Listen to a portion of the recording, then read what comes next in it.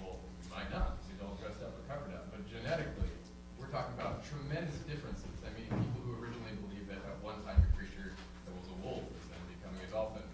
Again, oversimplifying, what are we doing with a creature that's facing extinction, needs to change, survival of the fittest, Yeah. right?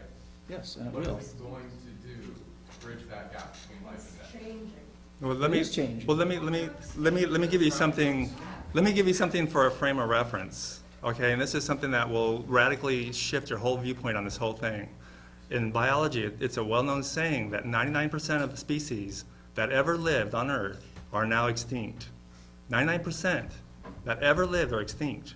So the polar bears go extinct, it's still 99%. I mean, it's a blip. That's, they're always uncovering all these amazing animals. That's a lot different view than the young earthers who think all the animals were saved on the ark. All the kinds, not all the species. Right. The answer to the question, you believe it's much more likely that they'll simply go extinct, that there won't be any change. Yeah, what's the loss of a polar bear when you already got 99% gone? Well, or it'll either go extinct or it will move Oh, yeah. into territory that's not ice and develop, it'll lose its white coat and probably be brown like grizzly bears. We have to take a 1-minute break here, so Bernie can change his videotape. You ready? Okay. Actually, there have been observations of evolution that have been going on. For example, in microorganisms, we know it's a fact that certain bacteria have evolved, become more resistant to the drugs that we've been treating them with. That's an evolution process which has been observed. A second example is, I don't remember their names, but about 20 years ago, there were a pair of biologists that went to the Galapagos Islands and studied the finches for 20 years on Galapagos Islands and observed the evolution of the finches. They vary with the size and strength and shape of their beaks and Okay. the Well, weather got that. influence. All right. The thing is that you're talking about microevolution. The evolution, this is a semantic thing. That's evolution. Yeah, it's true. It's microevolution. They agree to that. It's within the species. I mean, what we're kind of debating here, I mean, what's commonly thought of as evolution is macroevolution, going from one species to another, molecules to man, and all Well, the you steps in could between. observe it for millions of years. The See, other one I was gonna that- say is as far as this carbon-14 in diamond business, I measured carbon-14 in materials, and let me tell you, it's not easy to do it, and it's very easy, if you're trying to do it, to get contamination while you're doing it from materials that are. Not anymore, not since accelerated mass spectrometry. They don't, we don't get contamination from background radiation, not since the 1980s. And we do get That's what he does for a living. Carbon-14 in the atmosphere right now, which is higher than it was back before nuclear weapons were invented. Right. Simply because the amount of carbon-14 in our atmosphere has gone up from the weapons testing that went on in the atmosphere during the 50s, for example. Since we've been, So, there's plenty of carbon-14 around that we're breathing all the time. And when you're in the laboratory and you don't take the right precautions, it's easy to make a mistake. And in order for somebody to say, oh, there's carbon-14 in diamonds, what you have to do is have another independent laboratory try to duplicate the results. I don't know whether Okay. that was done or not. first of all, these were not creationists who did the test, they were secular labs. Second, accelerated mass spectrometry essentially removes the problem of Do contamination. carbon-14 dating with mass spectrometry. Then why are you getting contamination? Why? Because the way you would do it, you would burn the carbon in pure oxygen. Right. Collect the CO2, purify that, separate it, and put it in a counter that counts carbon-14. Right, so where's the contamination come from? Anyway, as to the other point, the microbes, the finches, when it comes to micro versus macroevolution, everyone agrees with microevolution. Everyone agrees with what I think we like to call adaptation. But that is a fundamentally different mechanism from macroevolution. Microevolution deals with the shuffling of genes. When two people have a child, it's the traits come from a recombination of the genes that are already there. The genes are already there. It's like shuffling a deck of cards. That will never get you something something bigger and better. It will never get you from a fish to an amphibian or from a monkey to man. The genes you need to add information to the DNA. So genetic mutation is supposed to be the mechanism that does that. Microevolution or adaptation, the finches and that kind of thing, is due to the recombination of genes, the traits that are already in the DNA, versus monkey to man kind of evolution, which is based on, they say it's based on genetic mutation. So the one does not lead to the other. They're two different mechanisms. It's color shirt. You cite Richard Dawkins. Or we're gonna have some interchange also. Oh, did you guys want to answer that? No, No, we're go gonna have on, the go ahead interchange. for a few more minutes. Okay. Yeah, this is going good. You cited Richard Dawkins as an authority somewhat on evolution. He was posed two questions during several interviews. One was, can you name one mutation that adds any information to the genome? He could not. Second question regarding the appearance of the first life on Earth.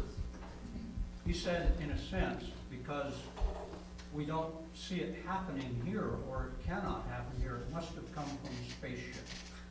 Now, those are quotes from Richard Dawkins. No, they're not. No, directed panspermia, the idea that life came from outside the outside the world. That was not Dawkins, and that was. Yes. And that's not a spaceship either, that's a Well, comet. meteorites, things like that, but it is a very popular idea. The reason being, we cannot find how Francis Crick, one of the two discoverers of DNA, believes it. The idea that life came from space, because we can't figure out how it happened here. I mean, personally, I think it is a really good question. I think it is a real difficult question for evolutionists. And I think a lot of it too, traditionally we think that a lot of evolution happened mainly through natural selection and random mutation, but also I think lately there's been a lot of talk about horizontal gene transfer through viruses. And so basically when that happens, that for example really makes it difficult to try to simulate things when you got a random virus coming in from the outside. And when you get these are called retroviruses, and when you get these, it's a playground for the DNA basically to play around in also, so it can be really innovative. So anyway, it's a good question, but I would always go back to, okay, well, there's a lot of questions, there's a lot of things we don't know, but let's look at what we do know. And that's why I'd always go back to something like the pseudogene. There's no way to explain pseudogenes without evolution, and that's one thing I hope we can talk about. Yeah, there's one point I'd like to make here too. We have certain, it's supposed to be molecules to man here on this planet. It's supposed to have evolved. Well, those same molecules exist throughout the solar system. Why hasn't there been any, not even a micro bit of evolution? It's all just still dust and ice and molecules. I mean, you would think that if the universe is really old and we have evolvement here, you would think there'd be at least a little bit of evolvement anywhere. Well, there's none to be observed. Well, that's within our observable universe, right? We need to find planets that are in the Goldilocks zone. Well, no. The Goldilocks zone still is for humans, but I'm talking about any kind of evolvement, any kind of mutation, any kind of change. You'd think there would be something. You talk about Landed on amino two acids or places. DNA or Right, exactly. There's carbohydrates in the nucleotides. universe and stuff. But. Go ahead. Is the creationist standpoint that because science is often wrong and because scientists disagree, that you prefer the certainty that's offered by the Bible? No, there's a lot of proof. There's a lot of proof for the Bible. And if, But is that what you're doing? Are you? no, evidence I understand what to you're prove saying. the Yeah, Bible? I understand. Yeah. We're not just arguing against this modern science positions. There's a strong argument for God's existence. That we covered that at the last debate, and We'll get Bernie more and I into covered it it on TV Today, I'm sure. Huh? We'll get more into it today, I'm sure. Okay. Go ahead. Yeah, there's a lot of positive proof. Yeah, we're not just arguing against something. There's a lot of positive proof for God's existence and the Bible being But that's true. your starting point. We're also- No. My starting point was being an evolutionist and a secular humanist. And then I tried 19 approaches to lifestyle and truth, and none of them really set well or satisfied my engineering training, and until I finally hit the Bible. And I've been at the Bible for 29 years now, and I'm totally satisfied. I guess we'll get more into that later, too. Go ahead. I think that if you were born without any knowledge of religion, didn't have the Bible, that you would come to the same conclusions? Yeah, that the Bible is true. Well, I didn't want the Bible to be true. I mean, I'm a musician, and I come from a musical background, and my industry is not really happy with the Bible. They're a bunch of partying folks, and so we rejected the Bible at all costs. As a matter of fact, there was a peer pressure within the industry to not be into religion. But see, I tried those lifestyles, and it didn't work. I tried the Bible's lifestyle, it worked. Do you think that you would believe in God. an ark theory, I guess, a global flood, and that some survived, and Yeah, well, there's... how do you get that evidence without the Bible? Well, there's a lot of evidence for the flood, lots of it. But if you look at the Bible as a whole, there's a lot of things that it says. Some of it can be proven, some of it can't be proven directly.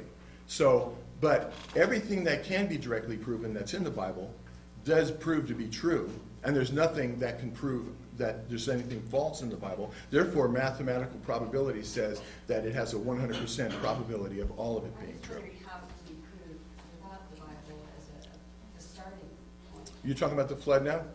Well, just, well, a lot of different. Yeah, there's a lot of different things. Well, Just an example. I mean, like the worldwide flood was in the lore of, I have it in my Hundreds. book, Yeah, hundreds of civilizations. Scientific evidence. Looking at the scientific evidence, If you're born without any knowledge of previous generations. Okay, I understand what you're saying. Cultures or, mythology. Okay, yeah, I understand what you're saying. Okay, so the basic proposition that we all are faced with, is we just appeared on this planet in human bodies without our cause, in this giant, unfathomably large universe. We'll be forced to leave at some point without ever being able to stop that, and that's totally fascinating. Now, what the Bible says is that just because of that universe that obviously humans didn't make, we can barely get off of this planet, there's something more than humans. So we know that much. So, I mean, and then you can take it from there. I mean, what I prove is that the creator, the originator of the universe is a non-physical, powerful, intelligent, eternal being, but I use science to prove each one of those aspects. if I can address your question, I think if I was born, I didn't have a religion, I didn't have any science background, and I didn't have any research, any documents to tell me what to think when I looked at the rocks and the fossils, what conclusion would I come to? Is that what you're saying? Would I come to the conclusion that the flood happened or not? Well, no, there's one more thing. Let me just say one other thing. Aldous Huxley, in The Perennial Philosopher, said that all human beings and all human groupings throughout history have come to the conclusion, without the benefit of the Bible or anything religious, have come to the conclusion that there is a powerful, intelligent being behind it all. I mean, they all had different responses to it, and that our nature is to seek union with that being. So that's kind of. Bernie, do you want to answer that from your side too? What- Because you kind of went through this search. Well, I was wondering, I mean, if there was Noah's Ark, you believe in a worldwide flood, I mean, what happened, I don't understand from a worldwide flood, what happened to T-Rex, Did he miss the boat? Nope, What about? he was on the Well, I boat. mean, let me go through a list of these. I mean, Okay. from what I understand, penguins are only at the South Pole. This is from Currently. memory. And polar bears are only at the North Pole. You got the Currently. platypus in Australia, nowhere else. Currently. How did these guys get this path from where the Ark landed? I don't see how this makes any Okay, sense. first of all, you hear the Ice Age, land bridges, glacial bridges, things like that. There's So, an ice age after the flood. there was an ice age after the flood. You should look at a book from Michael Ord. It's called Ice Age Caused by the Genesis Flood. It probably lasted 1,000 years, maybe a little less. In fact, it's the only really good theory of how the Ice Age happened. And that was Evolutionists and that have was only about proposed 4,000 years ago or so? about 4,500, yeah. There's a 1,000-year ice age about 4,000 years ago. Yeah. Okay. Evolutionists have proposed literally over 100 ideas for the Ice Age, and they're still having problems. The whole entire world was not covered in ice. Yeah. That's what The it- North Pole had an it ice was funny age. look. There was an ice Have to age get- The North Okay. Pole. with land You had a bridges question 4,000 here? years ago. This is Well, great. well, This is well, great. hold on a minute. Okay. He brought up a few points. I want to address them. After the flood, there was an ice age, and again, this is a technical monograph. It's a very good book written by a meteorologist. You can look into it. Ice Age Caused by the Genesis Flood, during which creatures went to different parts of the world. Some of them probably went there by volition. Some of them were probably taken by man for whatever reason. and we end up with